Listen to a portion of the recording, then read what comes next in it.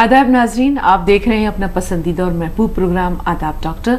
आपके साथ मैं आपकी मेज़बान शगुफ्ता यास्मीन, और इस प्रोग्राम की रौनक को, इसकी अहमियत को, इसकी इफादियत को दोबाला कर रहे हैं, चार चांद लगा रहे हैं वन ऑफ द लीडिंग यूनानी मेडिसिन कंपनी अतिया हब्स के फाउंडर, डायरेक्टर, प्रमोटर, हिंदुस्तान के सबसे मसरूफ़ और कामयाब तरीन हकीमों में से एक मसीहुल मुल्क हकीम अजमल खान अवार्ड से सरफराज, सबसे बढ़कर आप सबकी बहुत सारी मोहब्बतों और अक़ीदत के साथ इस्तकबाल करते हैं हकीम सलमान खान तूर साहब का। पुरतपाक खैर मक़दम। बहुत ज़रा नवाज़ी, शुक्रिया। आप सबका भी इस्तकबाल है और आपके सवालात के भी हम मुंतज़िर हैं।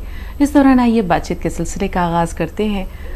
हकीम साहब, जब हम कायनात के वजह तख्लीक़ पर नज़र डालते हैं तो हम देखते हैं कि दुनिया में कोई चीज़ भी अल्लाह ताला ने बेसबब नहीं बनाई, बेवजह नहीं बनाई, कोई ना कोई मकसद तो रहा होगा। इंसान की तख्लीक़ के पसे पर्दा क्या मकसद रहा होगा? अल्लाह ताला ने एक जगह फरमाया है कि मैं एक पोशीदा ख़जाना था, मैंने चाहा कि पहचाना जाऊं तो मैंने मखलूक में इंसान को बनाया। तो इंसान और अल्लाह का जो रब्त है, क्या वो कौन सा जज्बा है जो इस तख्लीक़ के पसे पर्दा कार फरमाए? बहुत गहरा सवाल कर दिया आपने। अच्छा देखिए, अल्लाह ताला को समझने के लिए तो ज़िंदगी काफ़ी नहीं है, लेकिन उसके जो हमारे पास करम है उसके हिसाब से हम उसे जानते हैं। वाहिद अल्लाह था और कोई भी इतनी बड़ी ताकत, उसका वजूद, और जो चाहे कर सकता हो, जो चाहे हो जाए कहने से बस। लेकिन उसको जानता कौन है? जब उसके अलावा कोई नहीं है तो उसको जाने कैसे लोग?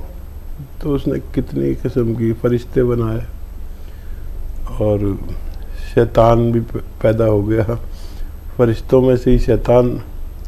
अब हमारी जहनियत, इंसानी फितरत आदम जिसे कहते हैं जी। तो जब फरिश्तों ने मना किया, आपने पढ़ा होगा कि तेरी इबादत के लिए हम काफ़ी हैं और ये शर करेगा, फसाद करेगा, तो अल्लाह ताला ने एक ही जवाब दिया था कि तुम वो नहीं जानते जो मैं जानता हूँ। अब ये इंसानी फितरत अल्लाह ताला ने इसमें डाली है, और मीज़ान का मामला ये है कि हमारी नीयतों पर इन्हसार और सारी कमांड अपने हाथ में ले ली। अब मैं जो सोच रहा हूँ, जो कह रहा हूँ, हो सकता है मैं अदाकारी कर रहा हूँ, लेकिन वो वाकिफ़ है हर चीज़ से, हर किसी से। तो नीयतों पर इन्हसार कर दिया, आदम से गलती करा दी। आदम की क्या मजाल, हव्वा की क्या मजाल। और वो सब, वो गालिब का शेर है ना कि तमाशाए अहले करम देखते हैं। मतलब हम ही को दौलत दे दी और ये कहा कि गरीबों की मदद करो। अब मुझे आजमा रहा है कि ये गरीबों की मदद करता है कि नहीं करता है। दिल दे दिया तड़पने के लिए, औलाद दे दी, मतलब सब कुछ दे के और आजमाता रहता है। पता नहीं, ऐसा लगता है कभी हमारे साथ खेलता है, जैसे हम अपना दिल बहला लेते हैं अपने छोटे नामुर बच्चों से। लेकिन तख्लीक खूब की है और खूब की है। साजिदा साहिबा हैं, उनसे बात कर लेते हैं, फिर अपने सिलसिले की गुफ्तगू के यहीं से आगे बढ़ाएंगे। जी बताएं साजिदा साहिबा, क्या सवाल है आपका? साजिदा साहिबा जी बताइए, क्या सवाल है? जी अस्सलाम वालेकुम। वालेकुम अस्सलाम। वालेकुम अस्सलाम। जी शगुफ्ता साहिबा, आपका शुक्रिया, आपने मेरे सवाल का जवाब दिया था। और हकीम साहब से बताना चाहती हूँ कि मैंने पहले फ़ोन किया था, लेकिन आज फिर से बताना चाहती हूँ कि थायराइड का नुस्खा मैंने 6 महीना लिया था, बहुत आराम मिला। जो थायराइड की वजह से मैं दोपहर से मेरी तबीयत शाम तक बहुत ख़राब रहती थी, मैं उठ नहीं पाती थी खाना खाने के बाद, तो वो अब मेरा बिल्कुल ठीक हो गया। मैं बिल्कुल एक्टिव रहती हूँ पूरा दिन माशाल्लाह। और लेकिन थायराइड बाकी है अभी, मुझे लगता है अभी 6 महीना और खाना पड़ेगा मुझे, तो मैं खाऊंगी इंशाल्लाह। 7 साल पहले मैं बीमार हुई तो मालूम हुआ कि थायराइड है, लेकिन और पहले कितने साल से था ये नहीं पता। पीठ में पखौरा के नीचे से बहुत दर्द हुआ, करवट बदलना भी मुश्किल था। डॉक्टर ने कहा ठंड लग गई है। काफी दिन गुजर गए, फिर जांच हुई तो पेरिकार्डल इफ्यूजन नाम का मर्ज बताया, पेरिकार्डल इफ्यूजन। तो कहा, तो उसका जो इलाज उसने बताया, मैंने इलाज नहीं कराया। तो क्या ये मर्ज थायराइड की वजह से हुआ या ठंड लगने से हुआ? और आपने बताया था नमक जैतून के लिए इस्तेमाल करते, तो क्या इससे फायदा हो जाएगा? बेहतर, ठीक। सुनिए।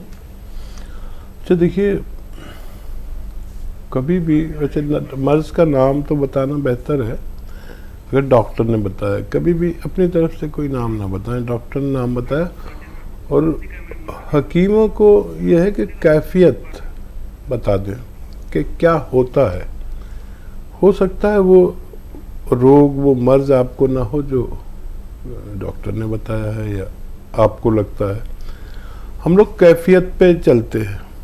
जो आप कैफियत बता रहे हैं कि आपने कहा कमर में दर्द है, तो ठीक है, कमर में दर्द है तो उसका मतलब होता है स्लिप डिस्क। आप अगर कहेंगे कि दर्द जानू में भी आता है या पिंडली में भी आता है, तो इस मर्ज का नाम बदल गया और कैफियत बदल गई। पहले तो सिर्फ डिस्क में आपको प्रॉब्लम थी, अब डिस्क ने किसी रग को दबाने लगी तो वो टांगों में, जानू में, पिंडली में, एक में या दोनों में आने लगा। तो हमें अगर कैफियत बताया करें तो हम लोग मशीनों से भी तेज़ समझ जाते हैं कि आपको क्या मर्ज़ है। तो कैफियत ज़रूर बताया करें। और जो भी मैं नुस्खा आपको बताऊं, जैसे आपको थायराइड में फ़ायदा हुआ या होगा, ऐसे ही उसमें भी फ़ायदा होना मुमकिन है। कभी भी मैं कोई नुस्खा ऐसा नहीं बताता जो हज़ारों बार का मुजर्रब ना हो, बशर्ते आपको असली दवा मिल जानी चाहिए। फ़ायदा देने वाला अल्लाह है, फ़ायदा मुमकिन है। अयूब साहब से बात करते हैं। हकीम साहब, अयूब खान साहब हमारे साथ राब्ते में एक बार फिर हैं। जी बताएं अयूब साहब। हकीम साहब जी अयूब जी भाई। जी फरमाइए। जी, मैं वो एसिडिटी के लिए दवा बुक कराया था मैं। फिर तो एसिडिटी के लिए और मैं गैस के लिए और सर का दर्द देता, इसके लिए क्या करना चाहिए? हकीम साहब से बात करना। जी लेकिन वो एसिडिटी के लिए मैं नुस्खा बताता हूँ, और वो सौंठ, जीरा, अजवाइन, धनिया, मेथी, 6 चीज़ें 100-100 ग्राम लेकर पाउडर बना लें, 1 चम्मच खाएं और 1 चुटकी नमक जैतून असली वाला 2 गिलास पानी मिलाकर इस्तेमाल किया करें। ये बहुत मुजर्रब नुस्खा है जो 9-10 इमराज में काम आता है, जिसमें एसिडिटी, कब्ज़, बवासीर, kidney problem, liver problem, skin problem, मुहासे और बहुत सारे इलाज इससे होते हैं। ये दुनिया का बेहतरीन नुस्खा कह सकते हैं। जी ताहिरा साहब एक बार फिर राब्ते में हैं। जी ताहिरा साहब बताएं क्या कहना चाह रही हैं आप? हेलो जी फरमाइए। अस्सलाम वालेकुम। वालेकुम अस्सलाम। वालेकुम। ज़हे नसीब आज 5 साल के बाद आज अपनी ज़हे नसीब। जज़ाकल्लाह। हेलो जी जी ताहिरा साहब आवाज़ आ रही है? 5 साल के बाद हकीम साहब से मुलाकात का मौका मिला, बात करने का। वाकई ज़हे नसीब, ज़हे नसीब, ज़हे नसीब। वाकई। देखिए ऐसा है कि मैं 5 साल से आपकी दवाओं का इस्तेमाल कर रही हूँ। आपसे बुक वगैरह भी ली और आप जैतून का सिरका भी मंगवाया, लेकिन कोई फर्क नहीं हुआ। मुझे बीमारी है, अस्थमा है 15-20 साल से, और ये है चर्बी जमा हो गई है जगह जगह, और जनबेली ये एक ही किडनी है, इसका मुझे इलाज चाहिए। ठीक है जी हकीम साहब, बहुत ज़हे सारे मसाइल। नसीब आपसे बात हो गई। देखिए, एक तो अस्थमा वाले को सिरका नहीं लेना चाहिए, क्योंकि ये सर्द मिजाज होता है, तो सिरका तो आप तर्क कर दें। और जिनको एक किडनी हो उनको पोटेंसी दवा की थोड़ी कम रखनी चाहिए, दूसरे लोगों से कम रखनी चाहिए। अस्थमा के लिए आप गरम अशिया लें। गरम अशिया में वो मैं नुस्खा बताता हूँ आपको। सपिस्तान, उन्नाब, अलसी, 3 चीज़ें पाउडर बना लें। 30 ग्राम इसमें पीपले मिला लें और 1 चम्मच सुबह 1 चम्मच शाम खाया करें। या माजून आर केयर इसमें आती है, लेकिन काफ़ी दिन तक खानी पड़ती है। तो ये गरम मिजाज है। और एक किडनी है तो कोई भी दवा लें तो डॉक्टर को ये इल्म होना चाहिए, जैसे आपने मुझे बता दिया, ताकि वो आपके मुताबिक दवा दें। एक किडनी हमेशा सलामत रहे और तो उसके लिए 1 चुटकी नमक, जैतून, 2 गिलास पानी मिलाएं और 1 चम्मच अलसी जो हल्की सी भुनी हुई हो वो 1 दिन में ले लिया करें। ये आपको किडनी, लीवर, एसिडिटी, कब्ज़ और अस्थमे का बड़ा ख्याल रखती है। आप अपना खूब ख्याल रखिए, अल्लाह आपको सलामत रखे। रेहाना साहिबा, रेहाना पठान साहिबा पुणे से हैं फ़ोन लाइन पर। आइए बात करते हैं। जी रेहाना साहिबा, बताएं क्या सवाल है आपका। वालेकुम अस्सलाम। वालेकुम। मैंने जैतून का सिरका मंगाई है जी। और गोंद मोरिंगा मंगाई है। जी, बात तो जारी मुझे, रखिए। हाँ, तो मुझे वो पेट मेरा ऐसा फूला फूला लग रहा और भूख नहीं लग रही और मुझे कब्ज की शिकायत हो रही है।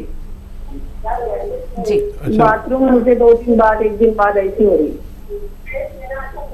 किस मर्ज के लिए ले रहे हैं आप? किस मर्ज के लिए ले रहे हैं ये चीज़ें? आपके यहाँ कॉल किया था हकीम साहब, उन्होंने बताया था मेरा पेट, लीवर बड़ा है, मेरा पेट फूला फूला रहता है, एसिडिटी है, गैस की शिकायत है, ठीक है। खट्टी डकारें आती है, मुंह में पानी आता है। अभी कुछ शिफा का हुआ? कितने दिन से ले रहे हैं? अभी 8-10 दिन हो गए हकीम साहब। कुछ बेहतरी हुई? थोड़ा डकारे तो कम हो गई, लेकिन पेट का मेरा फूला फूला ही लग रहा है। ठीक है।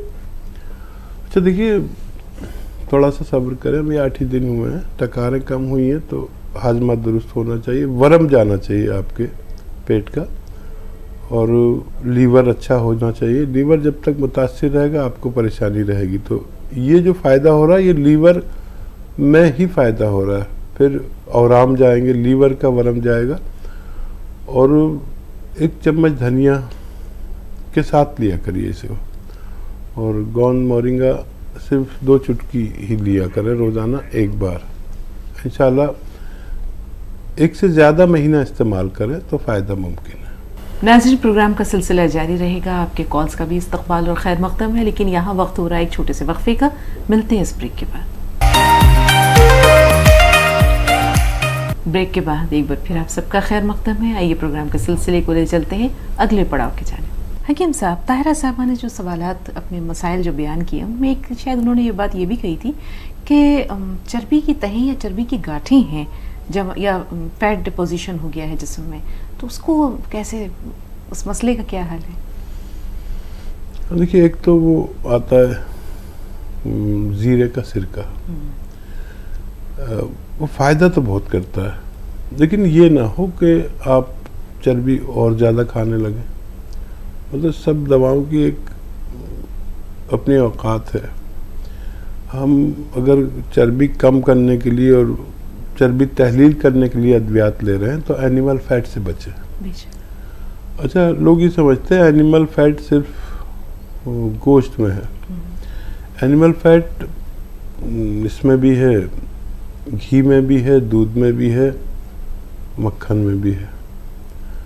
तो याद रखें, जो अज्जा गोश्त में है वही सब इसमें भी है। तो अगर फैट कम करना है तो इन सब चीज़ों को छोड़ना होगा। वेजिटेबल ऑयल खाएं और ये ज़ीरे का सिरका इस्तेमाल कर सकते हैं। जी हकीम साहब, एक बहुत अच्छा मुतबादिल है वो लोग जो शाकाहारी हैं उनके लिए, सोयाबीन।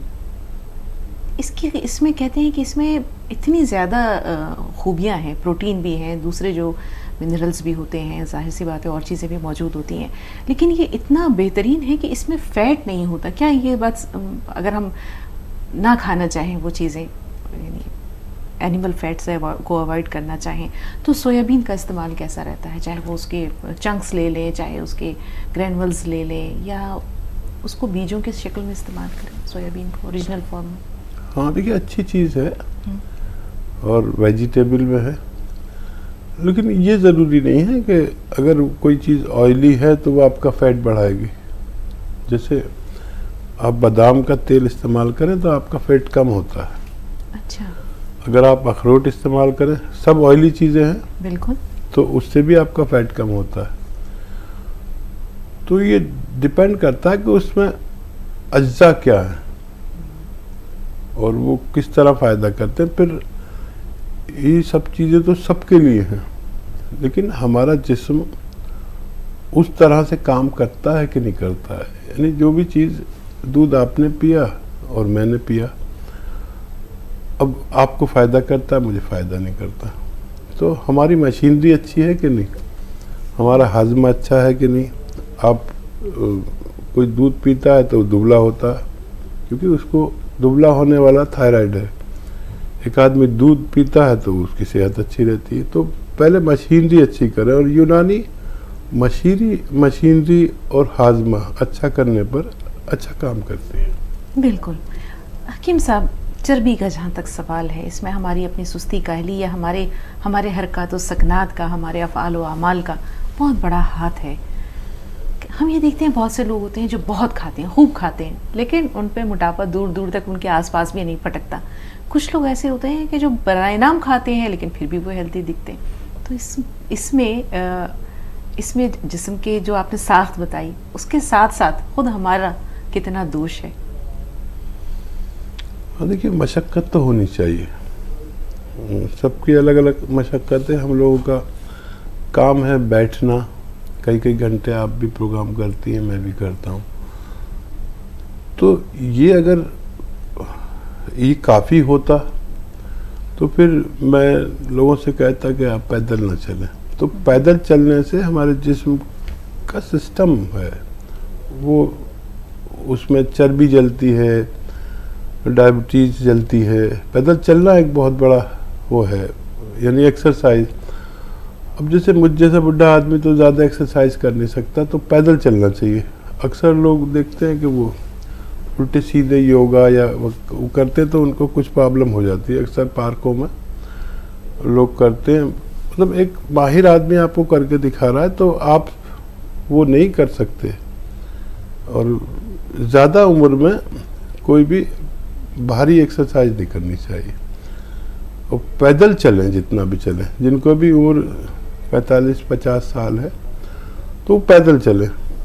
और अगर चर्बी तहलील करनी है तो मैं अक्सर आपको देखा होगा, मैं कहता हूँ गर्म पानी पियो।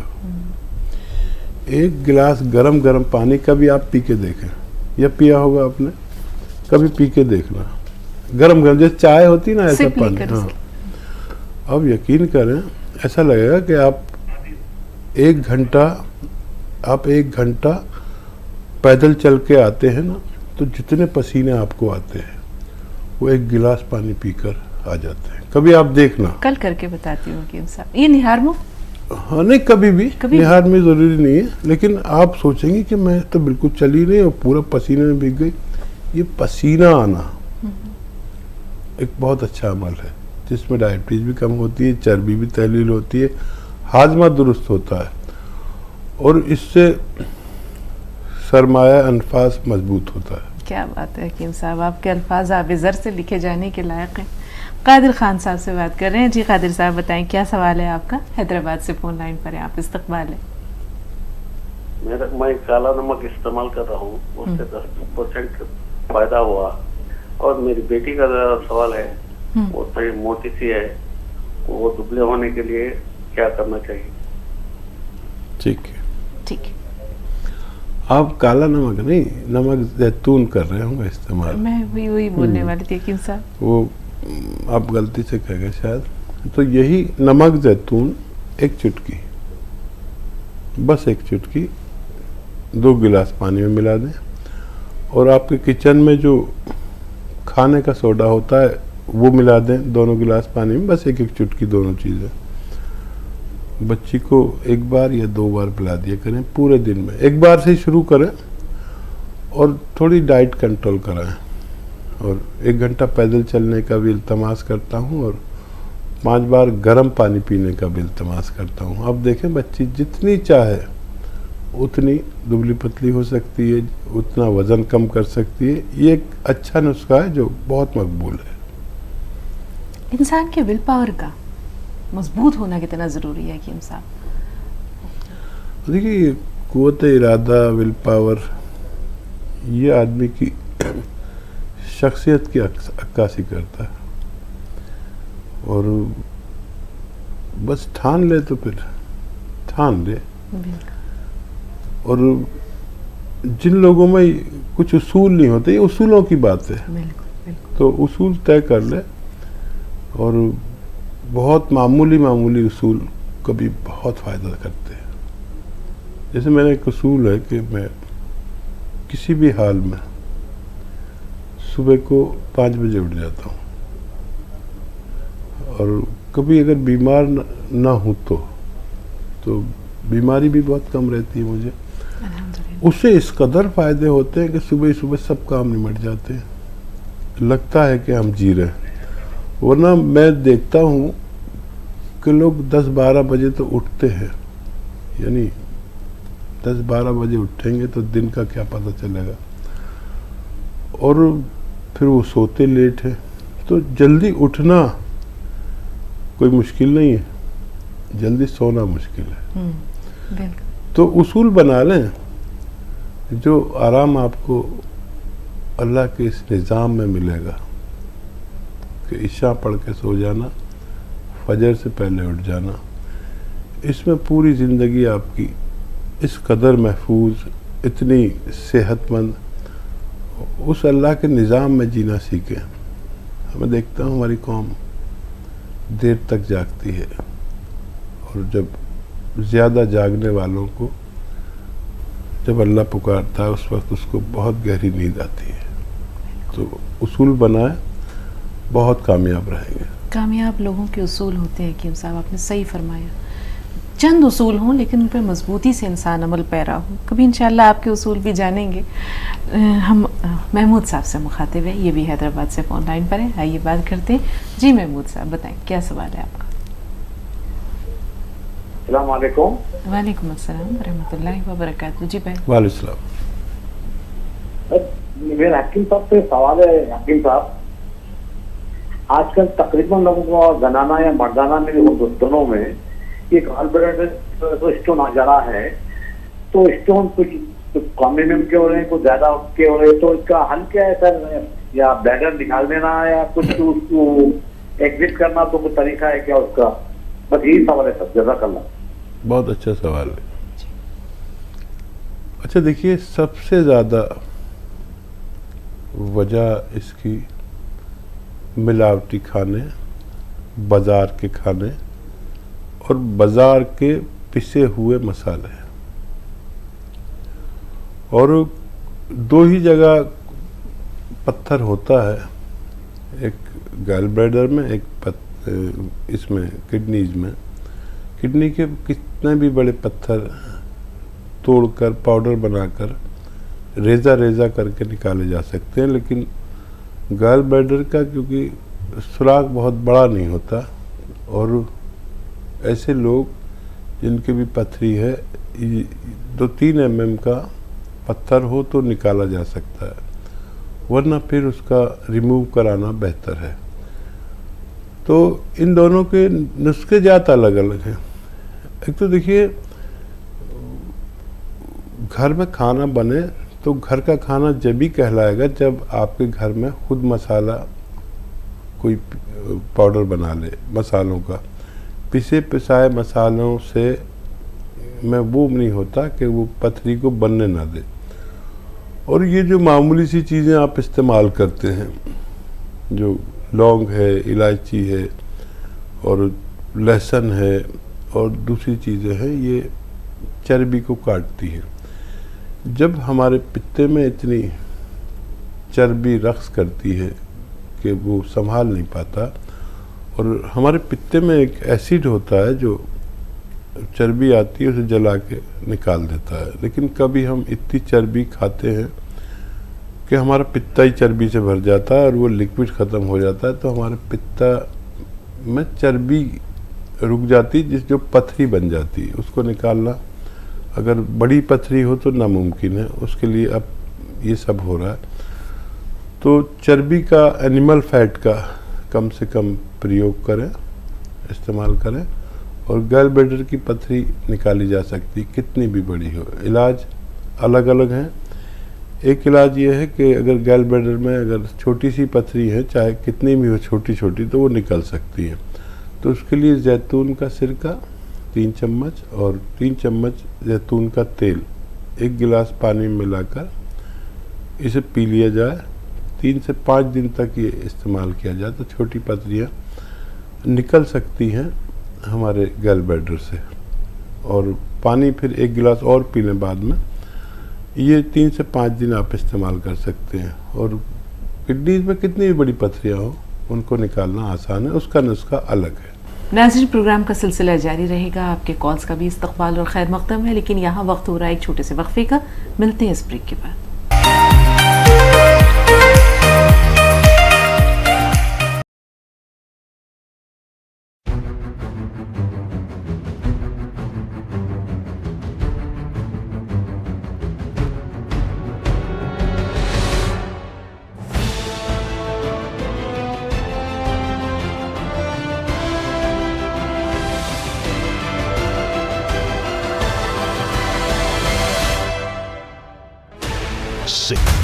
हिंदुस्तान की सबसे अहम सियासी रियासत बिछ गई है सियासी शतरंज की बिसात। बुलंद हो रहे हैं सियासी परचम, जारी है जबानी शह और मार। जनता के लिए समर्पित सरकार। जात पात और धर्म की चुनावी सियासत के बीच आपकी उम्मीदों और हसरतों का रंग। देखिए यूपी की इंतखाबी जंग। पीर से जुमा रात 9:26 पर सिर्फ न्यूज़ 18 उर्दू पर।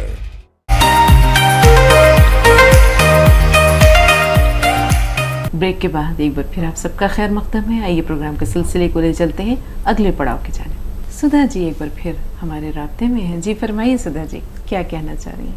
बेटी एक सवाल था, मेरा रह गया था। हाँ बेटा, एक मेरा सवाल है हकीम साहब जी से कि मैंने रीठे का पाउडर भी मंगा लिया है और रीठे भी मंगा लिए। मंगाए तो रीठे थे, पाउडर भी ले आया बेटा, रीठे भी ले आया। तो अब ये बताइए कि कौन सा ठीक रहेगा, पाउडर का ही शैम्पू बना लूं या रीठे का तोड़ करके उसका ही शैम्पू बनाऊं, और कैसे बनाना है आप ये भी बताइएगा। अच्छा देखिए, रीठा जो है वो यूनानी का ओरिजिनल शैम्पू है, और हमने खुद देखा कि किसी के हाथ काले हों या किसी का बर्तन ख़राब हो, जैसे कोई प्लास्टिक की कैन हो अंदर काली हो रही हो, किसी सूरत नहीं होती थी, तो हम उसमें रीठे का पाउडर डाल के और पानी भर के ऐसे हिलाते थे, थोड़ा रख देते थे और फिर धोते थे तो सारी साफ़ हो जाती थी। ये इसमें ओरिजिनल झाग होते हैं। आप इसे ऐसे भी इस्तेमाल कर सकते हैं, वरना अगर इसको बहुत अच्छे से इस्तेमाल करना है तो रीठा, शिकाकाई, आंवला, और ये रीठा तो आपने हम मदन लें, इनका पाउडर हो, और 1-2 मुट्ठी भर के एक ऐसे बर्तन में जो लोहे का हो, कच्चे लोहे का, जैसे तवा होता है ना, कच्चे लोहे का तवा जी, जो गाँवों में तो कच्चे लोहे का इस्तेमाल, उसमें भिगो दें। तो ये उसमें डालने के बाद अगर भिगो देंगे आप तो ये काला हो जाता है, कुदरती काला हो जाता है। और वो काला रंग जब आप सर में लगाते हैं तो ओरिजिनल काला रंग आता है सर पे, बालों में ओरिजिनल काला रंग। इसमें कोई कुछ लोग मेहंदी भी डाल लेते हैं इसमें ज़रूरत की, लेकिन मेहंदी में भी वो आजकल हाइड्रोजन पेरोक्साइड मिला देते हैं। तो आपने देखा होगा ना कि मेहंदी, ओरिजिनल मेहंदी कभी भी हमारी स्किन पर नहीं रचती। ऐसी स्किन जैसे पेशानी, हाँ, या यहाँ पर कभी नहीं रचती, हाथों पे रचती है, हाथों पे रचती है। हाँ, ये जो लगाते हैं ये नकली मेहंदी होती है, तो ये हर जगह रचती है। वरना मैंने इस्तेमाल की है ओरिजिनल मेहंदी। सर में लगा लो और यहाँ भी लग जाएगी तो यहाँ उसका रंग नहीं आएगा। ओरिजिनल उसे कहते हैं जो पत्ते की आप हाँ खुद पीसे, और उसमें इतनी खुशबू होती है, हफ्तों रहती है कि जिधर को निकल जाओ उसको खुशबू महसूस होती है। जिस गली से आप निकलो उसके गुजरने वालों को हमारी बालों की मेहंदी की खुशबू आती है। अब तो कुछ ओरिजिनल रहा नहीं। और सुधा जी, आपका घर बड़ा हो तो मेहंदी का पेड़ लगा लें, उसे सूत कर कभी लगा के देखें, वो अजीब ही चीज़ है। अब तो सब नकली चल रहा है। और बिल्कुल वो ज़माने कहाँ गए कि साहब रंग लाती है हिना पत्थर पे पिस जाने के बाद। अब तो ना वो पत्थर है ना घर में।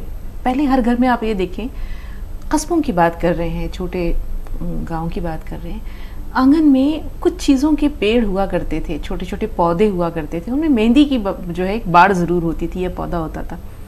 लड़कियां जो है कुछ ख़ास मखसूस त्योहारों पर उन पत्तियों को तोड़ते थे और उसके बाद उनको पत्थर पे पीसा जाता था सिल पर, और उसके बाद सादा सी मेहंदी होती थी, लेकिन क्या रंग होता था, क्या खुशबू होती थी और क्या जज्बात होते थे उस मेहंदी के साथ। नहीं, वो ये जब तक रेडीमेड नहीं आया था ना सब कुछ, दरअसल गलती हमारी है, हम आसानियाँ तलब हैं। फिर हमारे रहने सहने का शहरों में आशियाने पे आशियाना, आशियाने पे आशियाना। नहीं तो गाँव में तो ऐसा तस्वुर भी नहीं करते कि घर में आंगन नहीं है, पेड़ पौधे नहीं हैं। तो हमारे तो घर ऐसे हैं जो हवेली कहलाती है। तो मैं तो आपको पता है हर महीने गांव जाता हूँ 6-7 दिन को, कि अगर मैं वहाँ नहीं जाऊँ तो शायद मैं प्रोग्राम नहीं कर सकता। मैं वहाँ जाके जैसे मोबाइल चार्ज होता है ना, तो मैं चार्ज होता हूँ। और वो आंगन और वो हैंडपम्प आज तक है, सारी जदीद चीज़ें हैं, लेकिन वो मैंने आज तक रखा हुआ है। घर में पौधे हैं, बड़ा घर है, तो अंजीर भी आता है। मैं गया तो मेरे भाई ने सबसे पहले मुझे 2 अंजीर ला के दिए ताज़ा तोड़ के। फिर फैक्ट्री भी है एक वहाँ पर, और वो उस पर फसल आई है नींबू के। नींबू इतना बड़ा है, आप यकीन करें कि मैं 6-7 नींबू लेके आया और मैंने ड्रेसिंग टेबल पे रख दिए। तो इतने बड़े थे कि मेरा बड़ा बेटा आया, उसने उठा के सबसे पहले उसमें मुंह मारा, संतरा समझ के या मौसमी समझ के। अरे मैंने कहा क्या कर रहा है, तो नींबू तो इतने बड़े। तो ये वहाँ ऑर्गेनिक, उसमें खाद नहीं डालते। आड़ू का पेड़ घर में है तो अनार का पेड़ घर में है, ये शान है। वहाँ मकान थोड़ा कम बनाते हैं लेकिन आंगन थोड़ा ज़्यादा बड़ा रखते हैं। कभी आप आए मेरे गांव तो आपको बड़ा मसरत होगी इंशाअल्लाह। किम साहब, वाकई इन आंगनों की क्या बात है। इसी आंगन पे तो एक नावल भी लिख दिया था खदीजा मस्तूर साहिबा ने।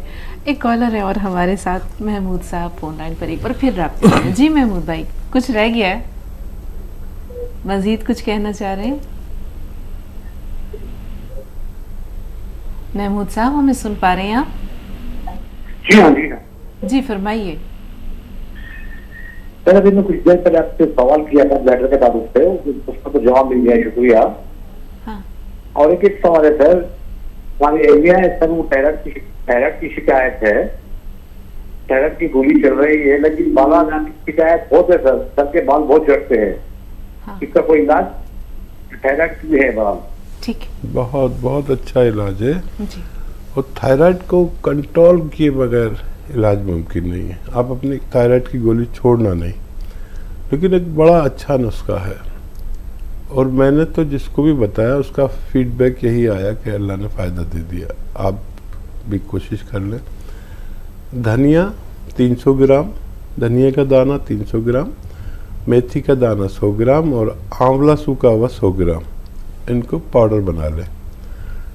और इस एक अलग से ले लें नमक जैतून, एक चुटकी नमक जैतून 1 गिलास या 2 गिलास पानी में मिलाएं। ये पाउडर सुबह खाएं, जब आप गोली खाएं ना उसके बाद खा लें या पहले खा लें। ये 3 चीज़ों का पाउडर और ये पानी पी लें, बस 1 बार या 2 बार। अपनी दवाई खाते रहें और जैसे जैसे आपको हर 2 महीने में फिर थायराइड टेस्ट कराना, जैसे जैसे कम होता जाए आप थायराइड की गोली कम करवाते जाएं अपने डॉक्टर के मशवरे से। ये बेहतरीन इलाज है, अगर आप इस्तेमाल करें तो फ़ायदा मुमकिन है। हकीम साहब, किसी को थायराइड है, पहचान क्या है, अलामत क्या है? एक तो इसका टेस्ट है। हाँ वो तो है, कोई काहिल इंसान ना करवाए, ये सोचे कि मुझे नहीं है लेकिन उसे है, फिर क्या करें? अच्छा देखिए, थायराइड का पहचान है। जैसे कभी आप मुझे ये देख लें मैं थोड़ा सा मोटा हो रहा हूँ, कभी ये देखें पतला हो रहा हूँ, ये होता रहता है। पहले आप मुझे इतने दिन में मिली हैं तो मुझे थोड़ी स्लिम लग रही हैं, बहुत दिन में देखने वाला बता सकता है, रोज़ाना मिलने वाला नहीं। तो कभी आप थोड़ी मोटी लगेंगे तो मैं कहूँगा आप थोड़ी हेल्दी हो रही हैं। तो अगर वज़न कम और ज़्यादा हो रहा है तो समझ लीजिए थायराइड नहीं है। अच्छा। अगर वज़न बढ़ता ही जा रहा है या कमी होता जा रहा है तो समझ लीजिए शक है कि थायराइड है। टेस्ट जो है वो एक सनद है, वरना अंदाजे से मैं बताऊं तो वो लोग मानते नहीं। दरअसल टेस्ट की तरफ रुझान ज़्यादा हो गया, वरना हुक्मा तो ऐसे एक नज़र में ही पता चल जाता था। कारूरा हकीम साहब, कितना खूबसूरत ये लफ्ज़ है और कितना मुस्तामिल नहीं रहा। हाँ देखिए, कारूर ऐसे समझते थे, यानी आदमी के यूरियन से भी समझ में आता है।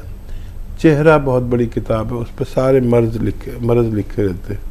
मैं तो अभी प्रैक्टिस नहीं करता, मैं प्रैक्टिस करता था तो आदमी आया अपनी बीवी को लेकर और उसके पास इतना बड़ा लिफाफा।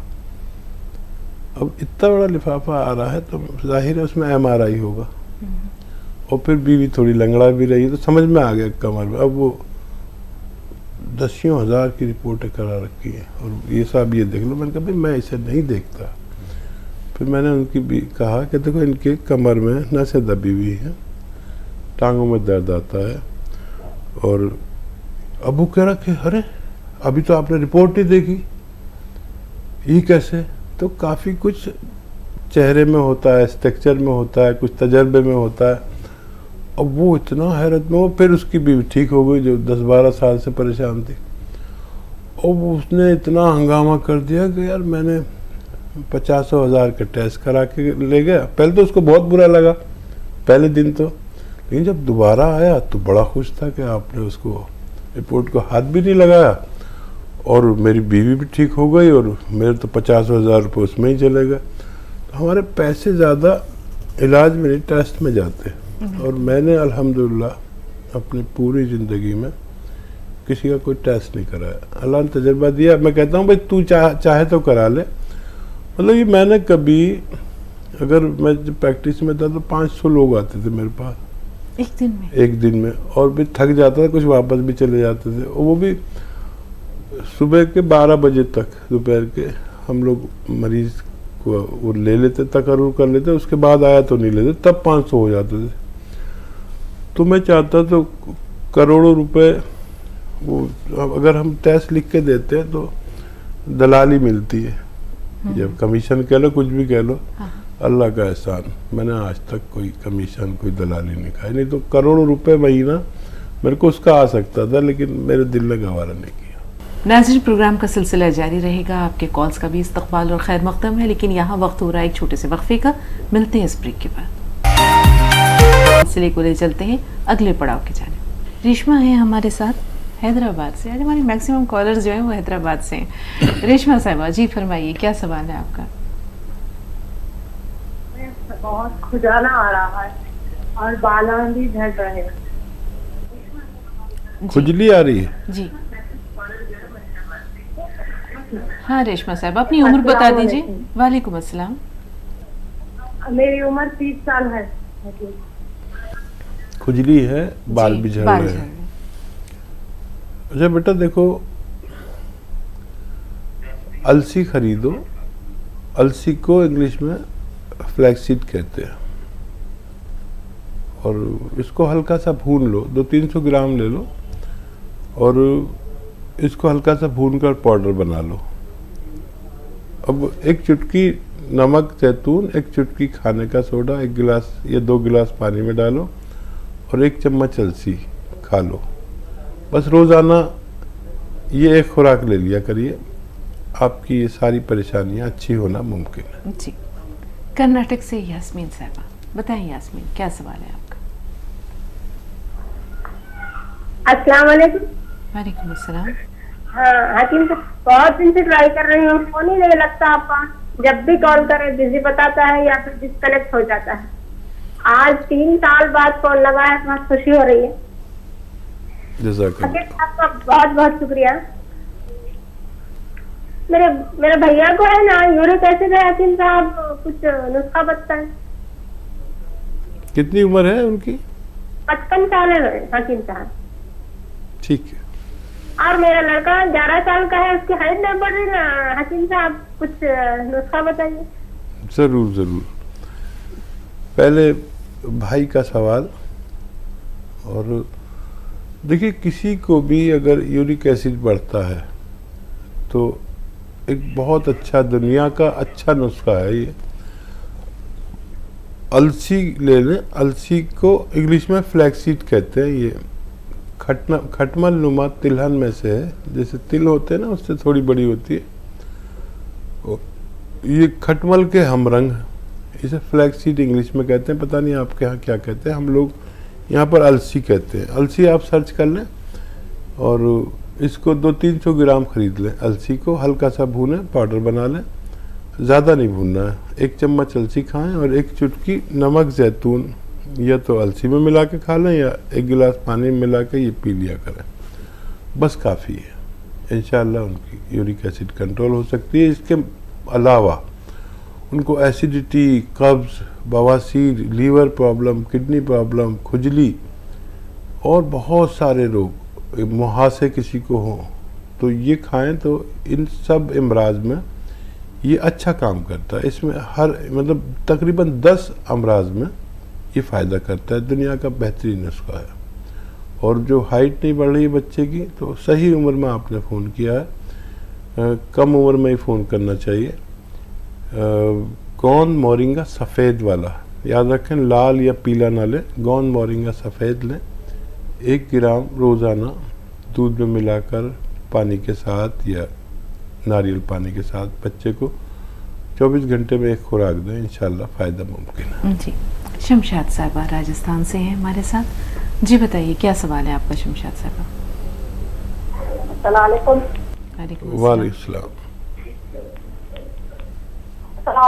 वालेकुम अस्सलाम। जी वालेकुम। ये पता से शमशाद बोल रही हूँ। ये है ना बहुत सारे लेडीजों के गोले ज्यादा जाते हैं, इस गोला क्या मर्ज है? क्या कह रहे हैं आप? सवाल दोहराइए जरा। गोला जाता है लेडीजों के, ये क्या मर्ज है? मेरे पास बेचारे मतवाने के लिए आते हैं। कुछ कैफियत बताइए, इसमें क्या होता है? उसमें किसको इसकी जैसा होता है, किसी को मतलब पेट में दर्द होता है, पारी आती है। ठीक है ठीक है। हाँ, बदहजमी की का गोला, गैस का गोला। हाँ, बड़ा समझना पड़ता है आप लोगों की ज़बान, हर इलाके की मकामी ज़बान होती है। जी तो देखिए अच्छा इलाज है, निज़ाम अपना पेट का अच्छा कर लें। वो सौंफ, सौंठ, ज़ीरा, अजवाइन, धनिया, मेथी का दाना, एक बार और बोल देता हूँ, सौंफ, सौंठ, ज़ीरा, अजवाइन, धनिया, मेथी का पाउडर बना लें 100 ग्राम लेकर, ये घर में रहना चाहिए। और एक आता है नमक जैतून, ये अलहदा से आप ख़रीद के रखें। ये जो आपने सफ़ूफ बनाया 6 चीज़ों का, 1 चम्मच खाएं और 1 चुटकी नमक जैतून 2 गिलास पानी मिला के आप दिन में 1 बार या 2 बार ले लिया करें। तो ये गैस का गोला और एसिडिटी, कब्ज़, बवासीर, बहुत सारे रोगों में ये काम करता है। पेट के निज़ाम को दुरुस्त करता है, लीवर के सिस्टम को अच्छा करता है और आराम को, यानी जो वरम हो जाते हैं उनमें भी फ़ायदेमंद है। जी, कर्नाटक से गुलजार साहब, बताएं क्या सवाल है आपका? हाँ, हेलो, अस्सलाम वालेकुम। जी, वालेकुम वालेकुम। हाँ, हकीम साहब का सलाम। वालेकुम रहमतुल्लाह व बरकात। हाँ, हकीम साहब, मुझे क्या है 55 साल उम्र है। पेट मेरा मोटापा बोले तो ऐसा, वेट तो थोड़ा ज्यादा है और पेट भी फूला फूला हुआ है, मतलब हाथ पैर बराबर है।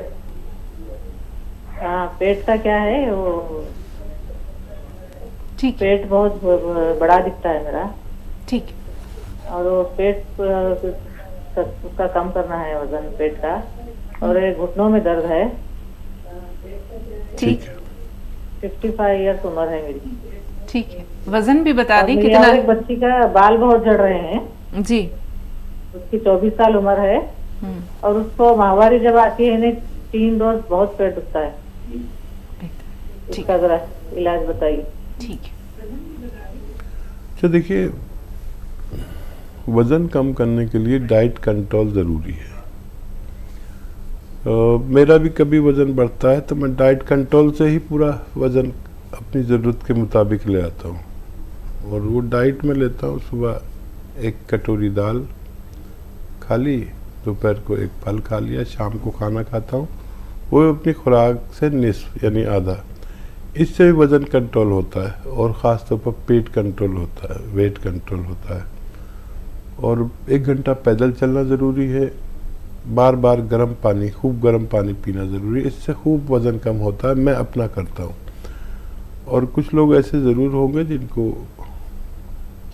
ये सब बर्दाश्त नहीं होगा, तो ये ज़ीरे का सिरका 2-2 चम्मच 3 बार लें और डाइट कंट्रोल फिर भी करें। 1 घंटा पैदल चलें, गर्म पानी बार बार पिए, तो ये सीधा पेट को फ़ायदा करता है और एसिडिटी, कब्ज़ में भी फ़ायदा करता है, चर्बी को तहलील करता है।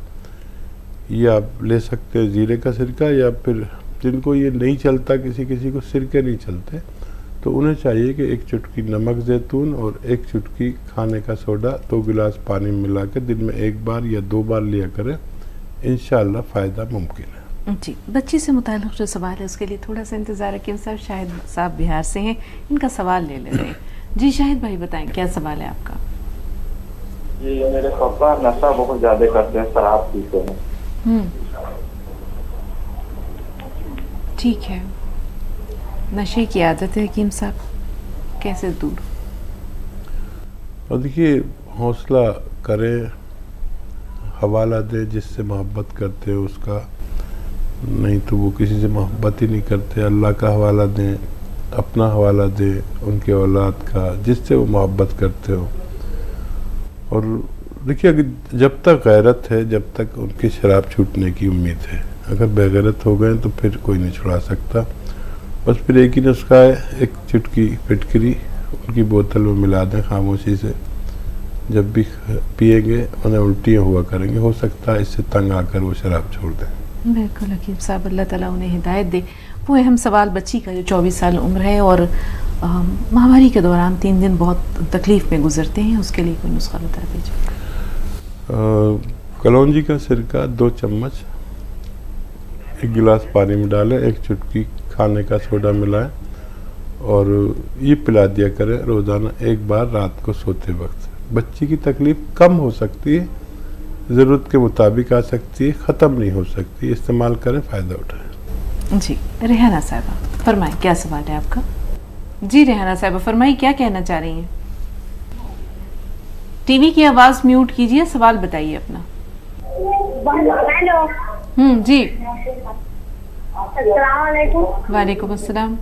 कहना है मैडम कि ये मेरी सास है, उनको 1 महीना से सीधे हाथ सीधे पाँव में फालिश आ गए, तो हॉस्पिटल में मतलब इलाज हो रहा है, दवा चल रहा है, मतलब कैसे आपके पास कोई उपाय है?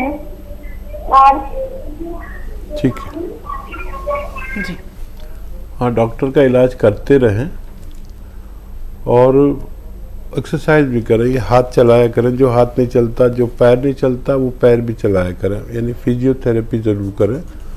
और कलौंजी का सिरका 2-3 चम्मच रात को 1 गिलास पानी में डालें और 1 चुटकी खाने का सोडा मिलाकर रोज़ाना 1 बार या 2 दफ़ा पिला दिया करें।